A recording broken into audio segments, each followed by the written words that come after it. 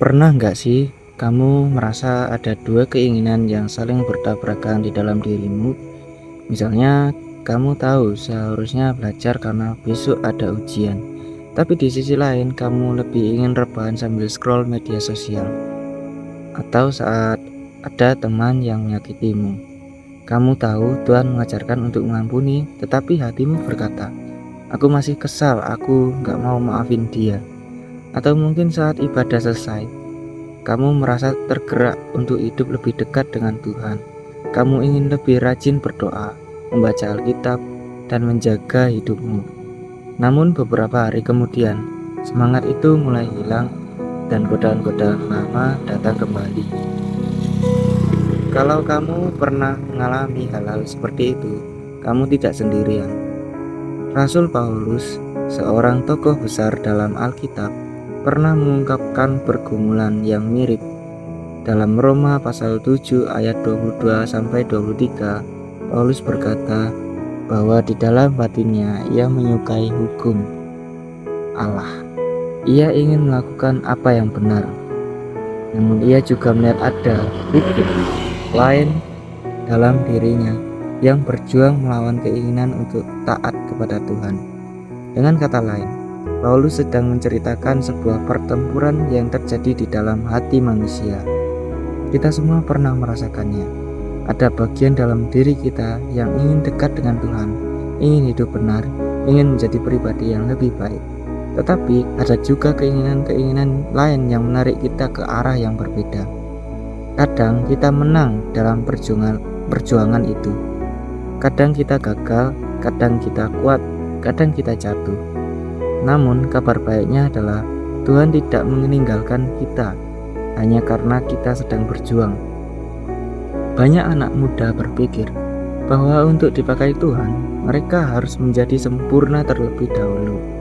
Mereka merasa harus bebas dari semua kesalahan, semua kelemahan, dan semua pergumulan sebelum bisa melayani atau menjadi berkat bagi orang lain. Tetapi Alkitab menunjukkan sesuatu yang berbeda. Dalam 1 Timotius pasal 4 ayat 12, Paulus berkata kepada Timotius, "Jangan seorang pun menganggap engkau rendah karena engkau muda. Jadilah teladan bagi orang-orang percaya." Perhatikan, Paulus tidak berkata, "Tunggulah sampai kamu sempurna." Ia juga tidak berkata, "Tunggulah sampai kamu dewasa." Ia berkata, "Jadilah teladan." Artinya, Tuhan bisa memakai anak muda mulai sekarang. Menjadi teladan bukan berarti tidak pernah berbuat salah. Menjadi teladan berarti terus belajar, mengikuti Tuhan di tengah segala pergumulan yang ada. Saat teman-temanmu memilih berkata kasar, kamu berusaha menjaga perkataanmu. Saat banyak orang memilih membalas kejahatan dengan kejahatan, kamu memilih mengampuni. Saat banyak orang mengikuti arus dunia, kamu berusaha tetap setia kepada Tuhan. Mungkin tidak selalu mudah, mungkin terkadang kamu gagal, tetapi setiap kali kamu bangkit kembali dan datang kepada Tuhan, kamu sedang menunjukkan bahwa Tuhan bekerja dalam hidupmu. Ingatlah bahwa perjuangan melawan dosa bukan tanda bahwa kamu jauh dari Tuhan. Justru seringkali perjuangan itu menunjukkan bahwa Roh Kudus sedang bekerja di dalam hatimu dan mengingatkanmu akan jalan yang benar.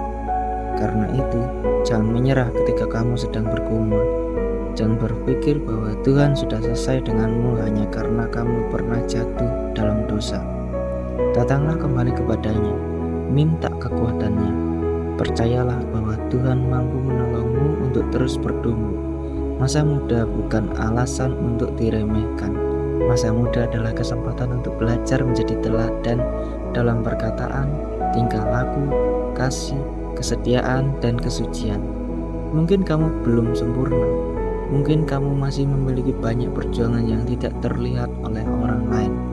Tetapi selama kamu terus berjalan bersama Tuhan, Dia akan membentukmu sedikit demi sedikit menjadi pribadi yang memuliakan namanya. Karena Tuhan tidak mencari anak muda yang sempurna. Tuhan mencari anak muda yang mau terus bertumbuh dan setia berjalan bersamanya. Terima kasih, Tuhan Yesus memberkati.